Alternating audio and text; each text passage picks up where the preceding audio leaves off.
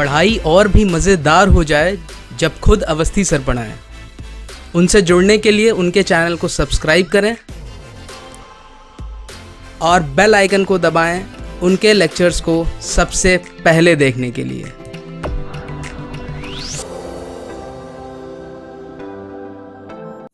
Hello everyone, welcome back to the next lecture of network analysis and synthesis. बच्चों, last lecture में हम लोगों ने कोफिशिएंट्स निकाले थे फॉर ट्रिग्नोमेट्रिक फोरियर सीरीज। मैंने आपको बताया था थ्रू प्रॉपर कैलकुलेशंस कि कैसे मैं A0, AN एंड BN का वैल्यू निकालता हूं। लास्ट लेक्चर का समरी आपके स्क्रीन पे है। This is the basic trigonometric expansion of a particular series, जहां पर A0, AN एंड BN इनकी क्या क्या वैल्यूज आती हैं ये मैंने लिख रखी हैं। Just for a review, A0 is the average value और the DC component. Fine, this is the harmonic free component. Harmonic free component का मतलब हुआ इस पर साइन और कॉस का कोई टर्म नहीं होता।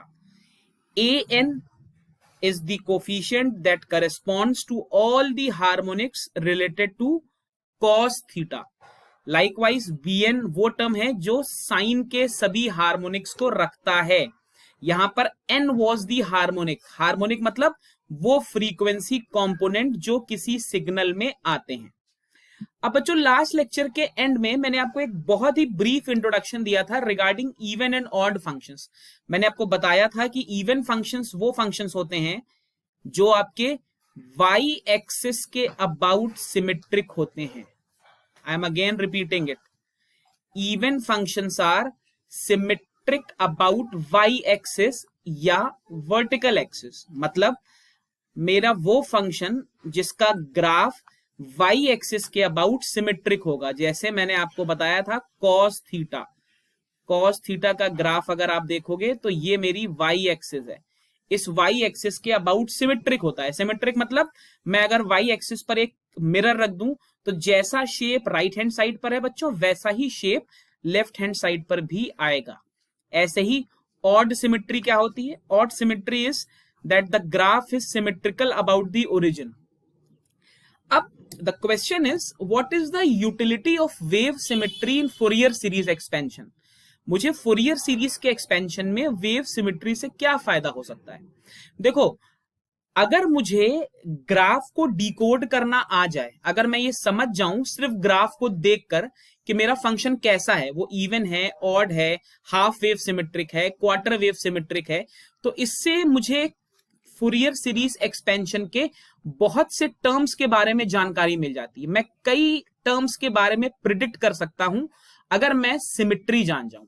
तो हमें बच्चों आज के लेक्चर में स्पेशली वेव सिमेट्री पर फोकस करना है।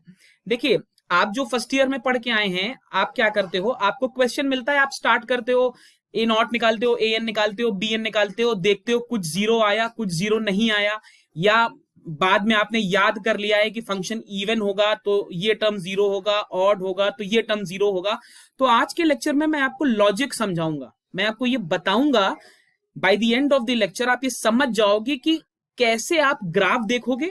ग्राफ देखने के बाद ही आप ये डिसाइड कर लोगे कि मुझे अप्रोच कैसे करना है।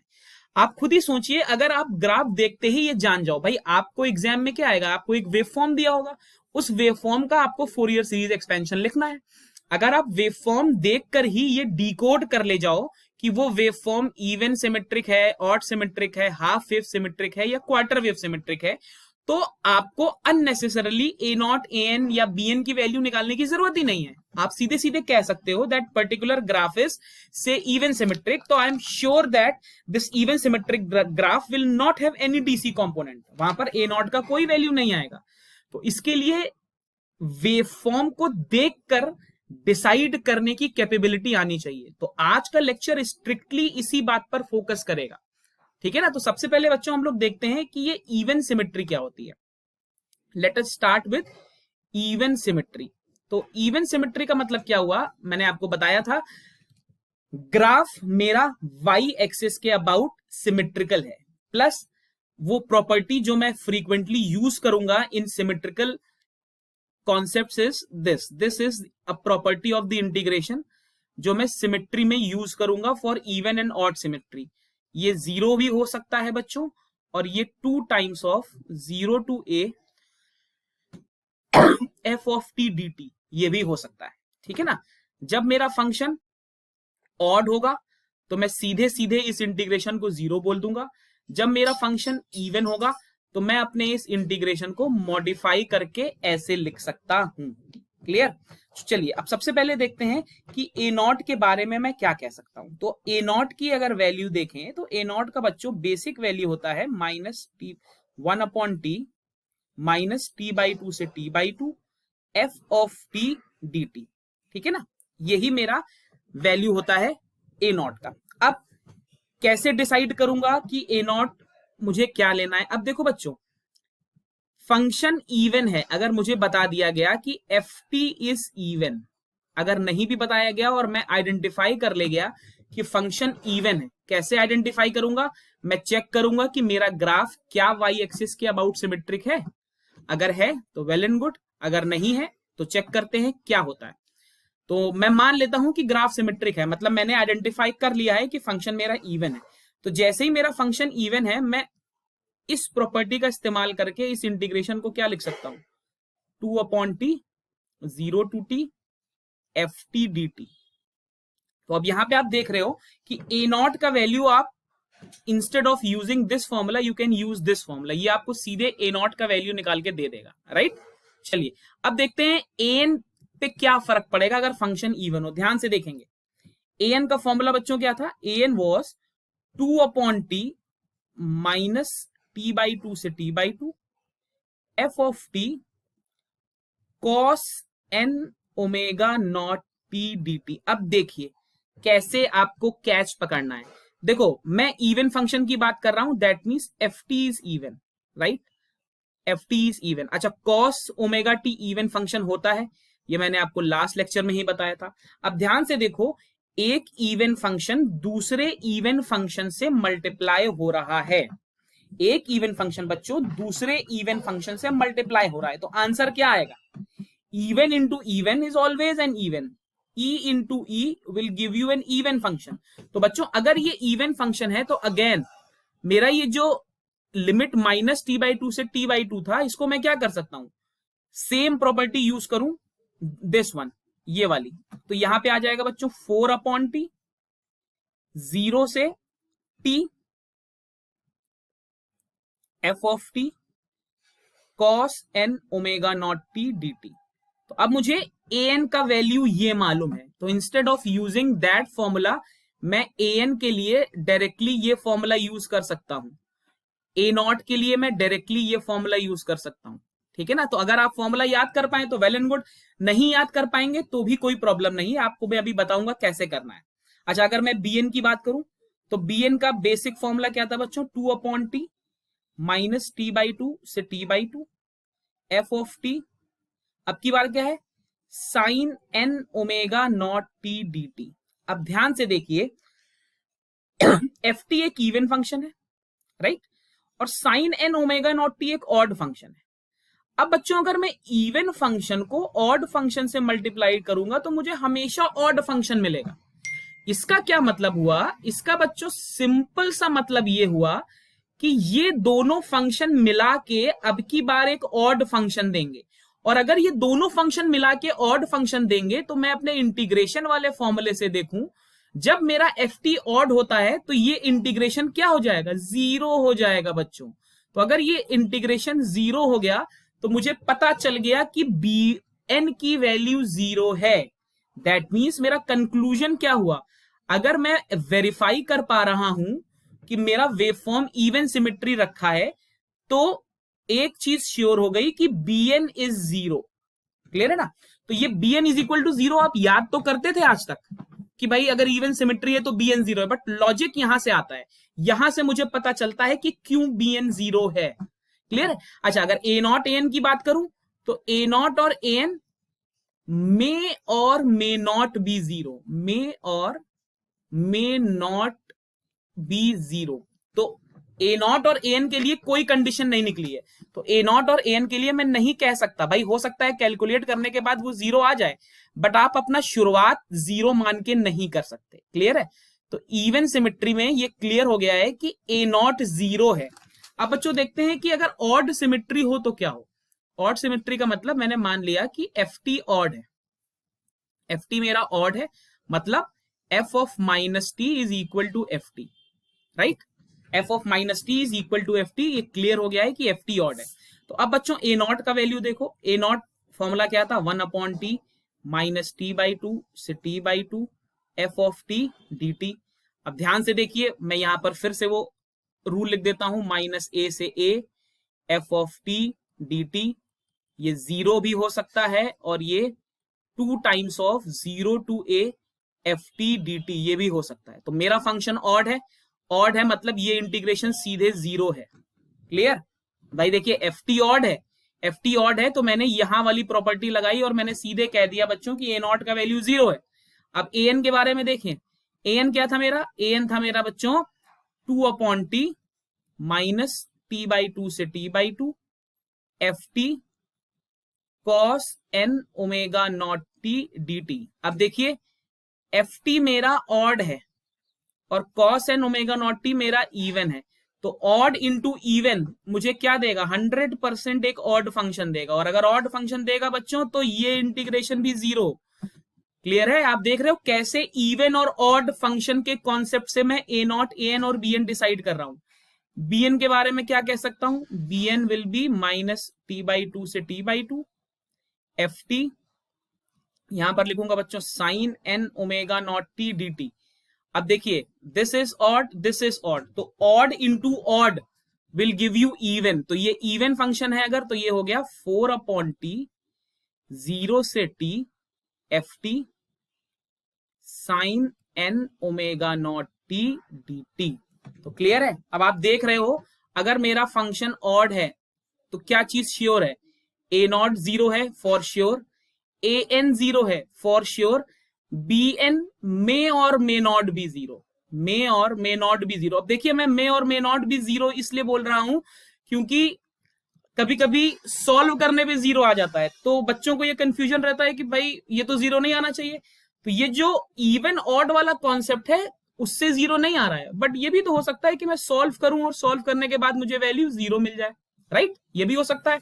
अब यहां पर एक आपको मैं तरीका बताता हूं कैसे मैं ऑड फंक्शन आइडेंटिफाई करूंगा, बहुत मजेदार सा कॉन्सेप्ट है। देखिए मैं एक फंक्शन बनाता हूं जो आपको बता देता हूं। अब जैसे साइन थीटा आपको मालूम है कि ऑड है, ठीक है ना। मेथड देखिएगा कि ग्राफ देख के आप कैसे पहचानोगे। तो ये जीरो है, ये टी बाई टू है, ये टी है, ये माइनस टी बाई टू है, ये minus T.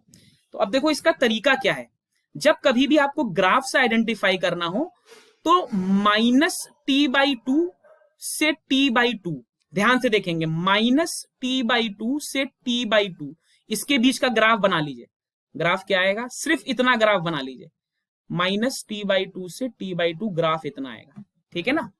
This is minus T by to, this is zero, this is T by to.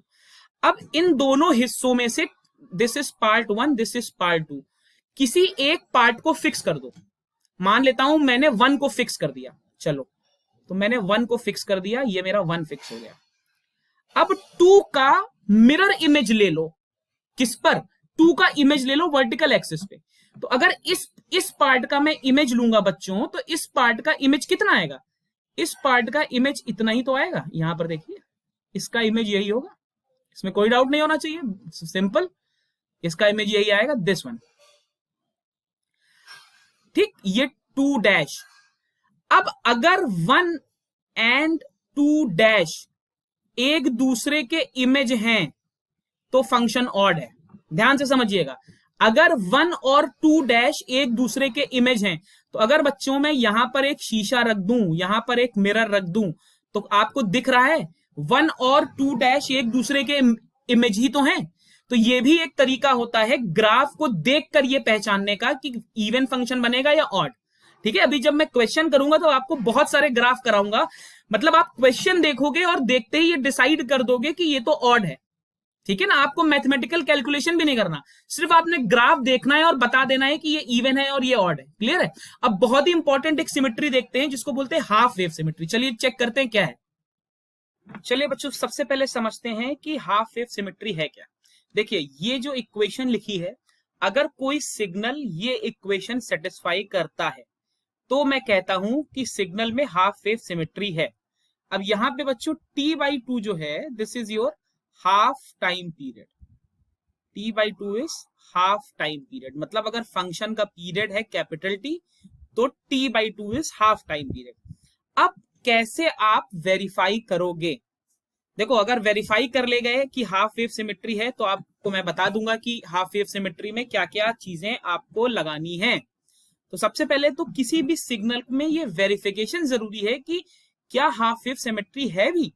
तो अब एक बहुत बेसिक सी चीज है, मान लीजिए आपको फंक्शन xt, एक फंक्शन है xt, इसका ग्राफ मालूम है। बहुत ध्यान से इसको समझेंगे और नोट करेंगे। वैसे अभी जब मैं वेवफॉर्म सिंथेसिस पढ़ाऊंगा लाप्लास ट्रांसफॉर्म में, तो मैं आपको वेवफॉर्म्स बनाना भी सिखाऊंगा, बट अभी के लिए आपको इतना समझना पड़ेगा। अगर आपको एक ग्राफ xt दिया हुआ है और आपको xt+a बनाना हो, देखिए xt का ग्राफ आपको दिया हुआ है और आपको xt+a का ग्राफ बनाना है, तो इसका मतलब हुआ बच्चों ग्राफ को a यूनिट्स लेफ्ट शिफ्ट करना है। ठीक है, ध्यान से समझेंगे। xt+a बनाना है तो ग्राफ को t के साथ जो भी टर्म है उतना ग्राफ लेफ्ट शिफ्ट कर देंगे। अगर x of t minus a बनाना है तो ग्राफ को a यूनिट्स राइट शिफ्ट कर देंगे। क्या कर देंगे बच्चों? ग्राफ को a यूनिट्स राइट शिफ्ट कर देंगे। ध्यान रखेंगे, जैसा साइन है उसका ऑपोजिट, अगर प्लस साइन है तो लेफ्ट शिफ्ट करेंगे, अगर माइनस साइन है तो राइट शिफ्ट करेंगे। ठीक है ना? चलो अब देखते हैं। मान लो मुझे ये ग्राफ दिया है, ये 0 है, ये t/2 है, ये t है एंड सो ऑन, और मुझे चेक करना है कि क्या इसमें हाफ वेव सिमेट्री है। तो चलिए ft का मुझे दिया है, तो ft के ग्राफ से मैं सबसे पहले क्या बनाऊंगा? मैं बनाऊंगा f ऑफ t+t/2। तो अगर मुझे f ऑफ t+t/2 बनाना है बच्चों, तो मुझे ग्राफ को t/2 यूनिट्स लेफ्ट शिफ्ट करना है। ध्यान से समझेंगे, t/2 यूनिट्स बच्चों लेफ्ट शिफ्ट करना है। तो इस ग्राफ को अगर लेफ्ट शिफ्ट करूंगा तो ध्यान से देखिए, जो चीज अभी यहां पे है वो एक यूनिट लेफ्ट आ जाएगी, ऐसे हो जाएगी। राइट? इसमें कोई डाउट नहीं होना चाहिए। क्लियर? ये चीज बच्चों यहां पे आ जाएगी, ये ऐसे चला जाएगा, ये ऐसे, ये ऐसे, मतलब पूरा ग्राफ मेरा t/2 यूनिट्स बच्चों शिफ्ट हो जाएगा। किधर? लेफ्ट। तो अब देखो, जो पॉइंट यहां पे था वो पॉइंट अब यहां पे आ जाएगा, ये ऐसे हो जाएगा। ये मेरा ग्राफ अब ऐसे आ जाएगा। बाकी तो पूरा मैंने वैसे ही बना लिया। भाई देखो, एक या दो पीरियड में शिफ्ट कर लो, बाकी तो सिमेट्रिकल ग्राफ है, आप पहचान लोगे। तो देखो, ये मेरा ft का ग्राफ था, ये मेरा f ऑफ t+t/2 का ग्राफ है। क्लियर?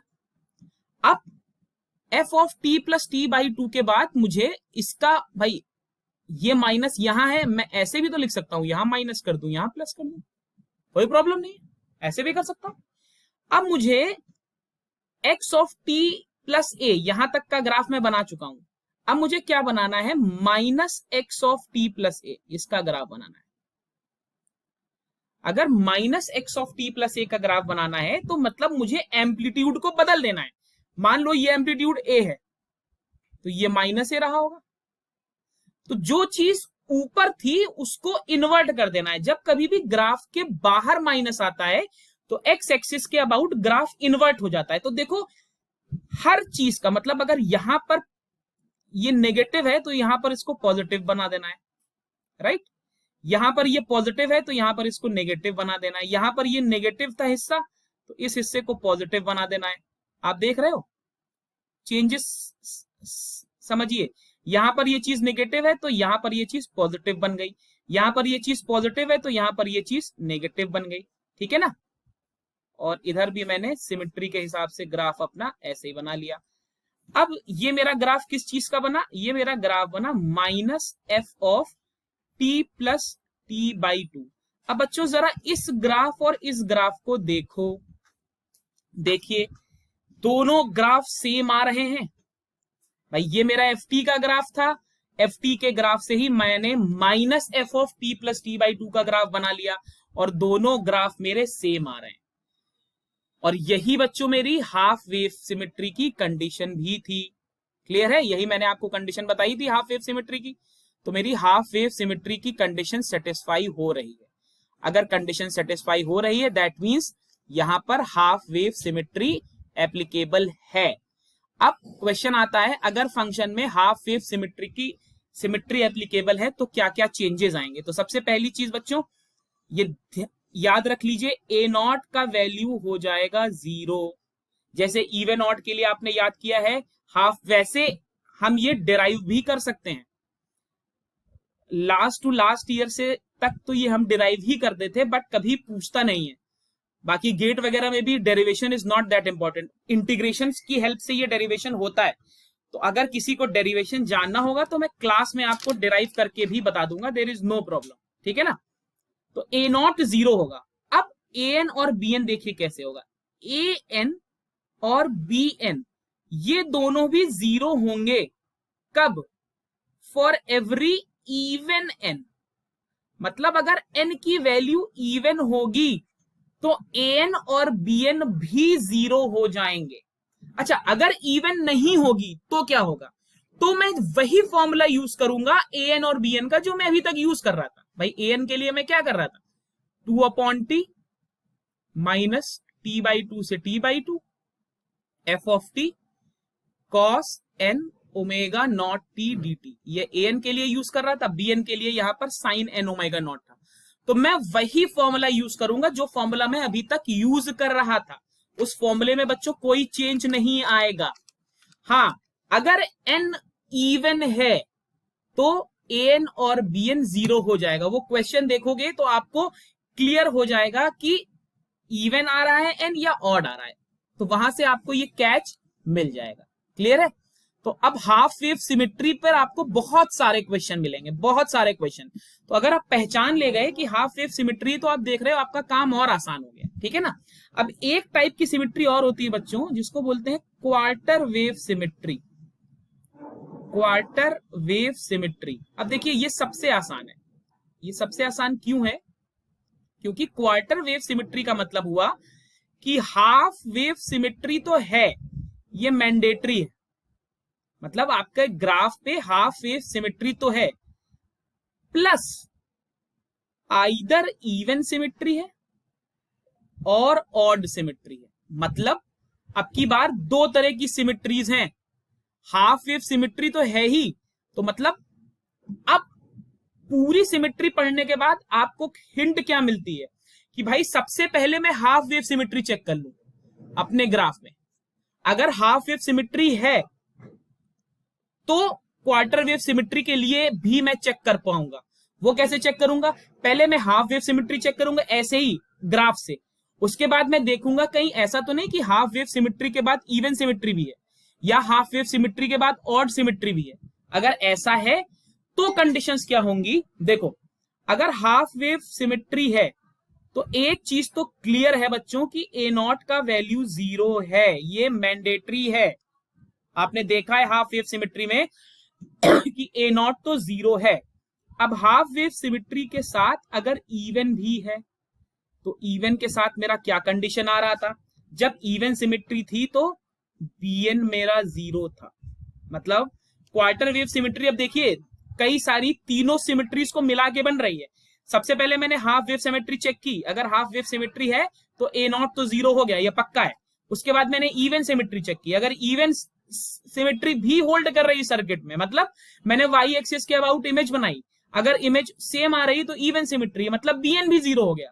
तो अब मुझे ना ए नॉट निकालना है ना bn निकालना है, अब तो मुझे सिर्फ an निकालना है। आप देख रहे हो? अगर ऑड सिमेट्री है, ठीक, तो ए नॉट तो 0 था ही, आप देख रहे हो ए नॉट तो 0 था ही, लेकिन an भी 0 है। ठीक, तो क्वार्टर वेव सिमेट्री तो बेसिकली अगर देखा जाए तो हमें सभी में चेक करनी है। ये तो सबसे आसान हो गया। लॉजिक क्या कह रहा है? अब आपके सामने कोई भी ग्राफ है, सबसे पहले आप फटाफट उसमें क्या चेक कर लो? Half wave symmetry. अगर हाफ वेव सिमेट्री नहीं आ रही मान लो, तब तो कोई बात नहीं, या तो इवन होगा या तो ऑड होगा। अगर सिर्फ इवन हुआ तो आपका bn 0 होगा, अगर सिर्फ ऑड हुआ तो a0 और an 0 होगा। ठीक, अगर हाफ वेव सिमेट्री आ गई तो a0 तो श्योर शॉर्ट 0 हो गया। फिर चेक करोगे कि इवन है या ऑड है, या ये भी हो सकता है ना इवन हो ना ऑड हो। अगर ना इवन है ना ऑड हो तो भी कोई बात नहीं, हाफ वेव सिमेट्री की कंडीशन तो हम लगाएंगे ही लगाएंगे। क्लियर, जो मैंने आपको ऊपर अभी लिख के दिए। क्लियर है। अब यहां पर मैं आपको एक और तरीका बताता हूं बच्चों, ये सब आपके क्वेश्चंस इतने आसान करने वाले हैं कि आपको मजा आ जाएगा फूरियर सीरीज के क्वेश्चंस करने में। आप ये सोच रहे होंगे कि अभी तक सर ने कोई क्वेश्चंस तो कराए नहीं, केवल थ्योरी ही चल रही है। अब नेक्स्ट लेक्चर में क्वेश्चन आएगा तो आप देखोगे कितने मजेदार और कितनी आसानी से क्वेश्चन हो रहा है। एक मैं आपके सामने ग्राफ बनाता हूं, ध्यान से देखिएगा बच्चों। ग्राफ देखने में बड़ा मुश्किल लगेगा, ये है मेरा graph, this is the graph.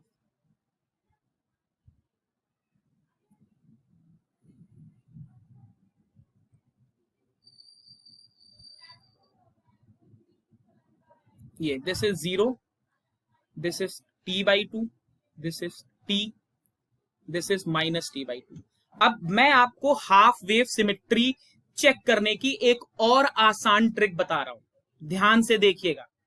जैसे मैंने आपको ऑड के लिए बताया कि पूरा ग्राफ वाफ कुछ नहीं देखना है, केवल -t/2 से t/2 तक पकड़ लो, उसको दो पार्ट्स में डिवाइड करो और इमेज चेक कर लो। अब यहां पर देखो बच्चों क्या करेंगे, देखिए हाफ वेव सिमेट्री चेक करने के लिए भी केवल -t/2 से t/2 का ग्राफ पकड़ो। तो -t/2 से t/2 का अगर ग्राफ पकड़ूंगा तो क्या आएगा, ये 0 से t/2 का ग्राफ आया बच्चों, और ये मेरा -t/2 से 0 तक का ग्राफ आया। ठीक, इसको मैंने बोल दिया 1, इसको मैंने बोल दिया 2। क्लियर है, कोई डाउट? अब दोनों में से किसी एक को फिक्स कर दो, ठीक है ना। अब जैसे मैं आपको अभी बता रहा हूं f(t + t/2) वाला समझा रहा हूं, ठीक। तो प्लस मतलब मुझे लेफ्ट शिफ्ट करना है, समझ रहे हो, प्लस मतलब मुझे लेफ्ट शिफ्ट करना है, तो राइट वाले को फिक्स कर दूं। ध्यान से देखना, मुझे लेफ्ट शिफ्ट करना है ना, तो इसको फिक्स कर दो। अब भाई जो चीज लेफ्ट में ही है उसको क्या लेफ्ट में शिफ्ट करोगे, इसको फिक्स कर दो, ये ग्राफ को फिक्स कर दो। ठीक, दूसरे वाले ग्राफ को t/2 लेफ्ट शिफ्ट कर दो, इस वाले हिस्से को t/2 लेफ्ट शिफ्ट कर दिया तो क्या आया, ये आया बच्चों, ऐसे बल्कि ऐसे बना दो, ये आया, ये मेरा क्या आ गया 2 अब देखो क्या 1 और 2 एक दूसरे के इमेज हैं, किस एक्सिस पे, इस एक्सिस पे। क्या ये एक दूसरे के इमेज हैं? बिल्कुल हैं, एक दूसरे के इमेज हैं। ये आप देखो इस एक्सिस पर ये और ये एक दूसरे के इमेज हैं, तो अगर इमेज हैं तो हाफ वेव सिमेट्री है। ये भी एक तरीका है, ये भी ध्यान रखिएगा। गेट में आप ऐसे ही चेक करते हो, पूरा ग्राफ नहीं बना के देखोगे, केवल -t/2 से t/2 तक ग्राफ को पकड़ा, ठीक है ना। अगर +t/2 करना है तो लेफ्ट वाले को रोका, राइट वाले को लेफ्ट शिफ्ट किया, अगर देखा मिरर इमेज आ रही है तो हाफ वेव सिमेट्री है। अब देखो अगर हाफ वेव सिमेट्री पता चल जाए, अच्छा यहां पर इसी क्वेश्चन में अगर मैं आपसे बोलूं कि हाफ वेव सिमेट्री के अलावा और कोई सिमेट्री है, तो जरा ग्राफ को देखो, क्या ये ग्राफ वाई एक्सिस के अबाउट सिमेट्रिक है? भाई जो चीज इधर है क्या वही इधर है? बिल्कुल भी नहीं है ऐसा। तो इवन सिमेट्री तो बिल्कुल भी नहीं है। इवन सिमेट्री तो बेटा बिल्कुल भी नहीं है। क्लियर है, इवन सिमेट्री तो बिल्कुल भी नहीं है। ऑड सिमेट्री चेक कर लेते हैं। ऑड सिमेट्री के लिए क्या, केवल इतना ग्राफ पकड़ो -t/2 से t/2, इसकी इमेज लो इधर, इसकी इमेज इधर ले लो तो क्या आ जाएगी, इसकी इमेज इधर लोगे तो बेटा क्या आएगी, यही तो आएगी। ये देखो इसकी इमेज इधर यही तो आएगी। अब जरा देखो ये और ये भी तो एक दूसरे के मिरर इमेज हैं, इसका मतलब यहां पर ऑड सिमेट्री भी है। तो यहां पर कौन सी सिमेट्री हो गई, quarter wave symmetry. Quarter wave symmetry भी कौन सी, half wave plus odd, half wave plus odd, इसका मतलब a0 भी 0 होगा यहां पर और an भी 0 होगा, और मुझे सिर्फ bn निकालना है। आई होप आपको लॉजिक समझ में आया होगा। क्लियर है। नेक्स्ट लेक्चर में बच्चों हम लोग क्वेश्चंस करेंगे। Till then stay safe and do like the channel.